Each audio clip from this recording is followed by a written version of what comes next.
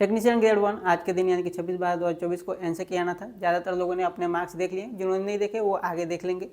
Marks जो है Google form के हिसाब से आपके एवरेज मार्क्स कम ही आ रहे हैं, 38, 41, 42, 43 ऐसे करके आ रहे हैं, दशमलव कुछ समथिंग।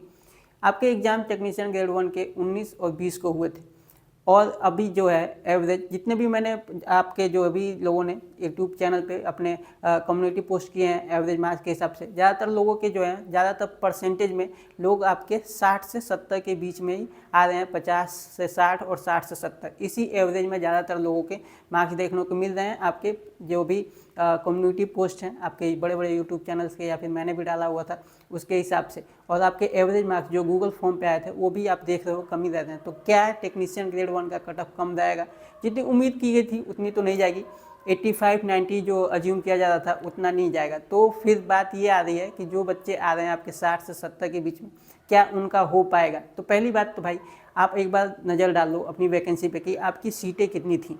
अगर आप कैटेगरी वाइज देखते हो वैकेंसी को टेक्नीशियन ग्रेड 1 में, तो कोई भी ऐसी कैटेगरी नहीं है जिसमें 100 सीटें हो, सब में 100 से सीटें कम ही है। आप देखो किसी भी कैटेगरी में, यहाँ से आप शुरू से चलो देख लो, ठीक है, 100 से क्या 50 से ऊपर सीटें भी बहुत ही कम ही कैटेगरी में। आप यहाँ पे देखो ये यूआर की हो गई, ये ईडब्ल्यूएस हो गया, ये ओबीसी हो गया, ये एससी हो गया, ये एसटी हो गया, ठीक है। यहाँ पे देख लो, यहाँ पे भी सब में कमी है, यहाँ पे भी देख लो कमी है।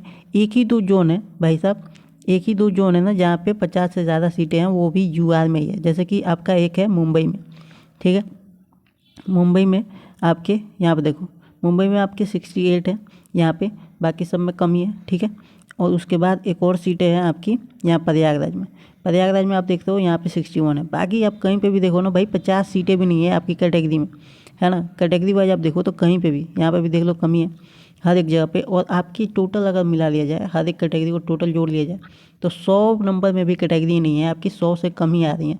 आप यहाँ पे देख लो, यहाँ पे 74, यहाँ पे 69, यहाँ पे आप देखो 44 आ रहा है, यहाँ पे देखो 79 आ रहा है ना। ऐसे ही कैटेगरी वाइज आपको देखो सारे टोटल करने के बाद भी दो ही जोन है जहाँ पे 100 से ऊपर सीटें हैं। यहाँ पे देखो भुवनेश्वर में 12 है, यहाँ पे आपका बिलासपुर में 95 है, यहाँ पे देखो चंडीगढ़ में 25 है, यहाँ पे देखो चेन्नई में 48 है। ऐसे ही आपका देखो है ना, गोरखपुर में तो आपके 59 है, पता नहीं कैसे इससे 59 दे दिया ग्रेड 1 में, जबकि ग्रेड 3 में तो आपके कुल इतने ही सीटें इन्होंने दी है। गुवाहाटी में 16 है, यहाँ पे 35 है, यहाँ पे 74 है ना।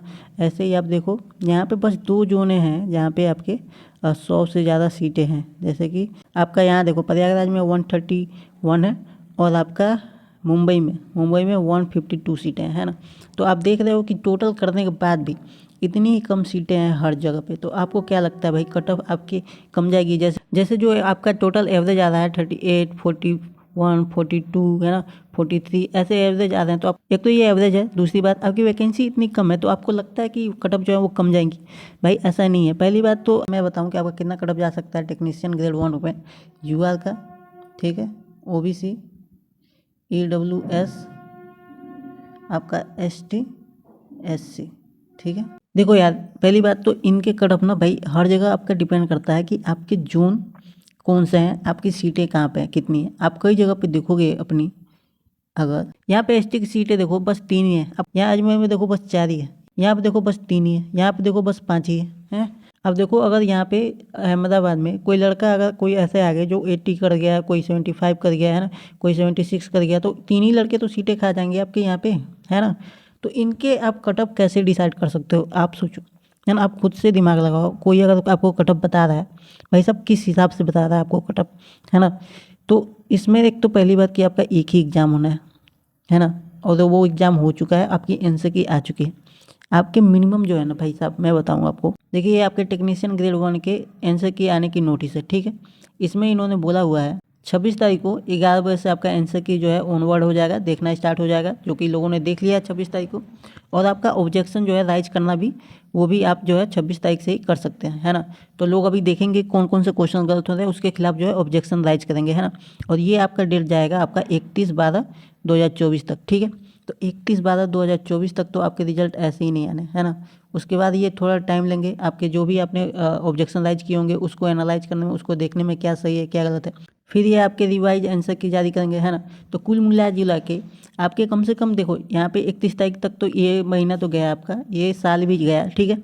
और उसके बाद आपके 2-3 हफ्ते तो ये लेंगे, मान लो 15 दिन भी अगर ले रहे हैं ये, है ना, तो 15 जनवरी तो ऐसे ही चलेगी, आपका जो है आपने जो भी ऑब्जेक्शन राइज किए हैं, यहाँ पे जो भी ऑब्जेक्शन राइज हुआ है, आपकी डेट तो आपने दिया हुआ है, यहाँ पे देखो ऑब्जेक्शन राइज करने का इन्होंने डेट दिया हुआ है लास्ट 31 दिसंबर 2024 तक, ठीक है। तो ये महीना गया, मान लो उन्होंने 15 दिन भी आपके ले लिए, आपने जो भी क्वेश्चन जो है ऑब्जेक्शन किया उसको देखने में, एनालाइज करने में, एक एक क्वेश्चन को देखेंगे, है ना। तो 15 दिन तो मिनिमम उनको लगेंगे ही लगेंगे।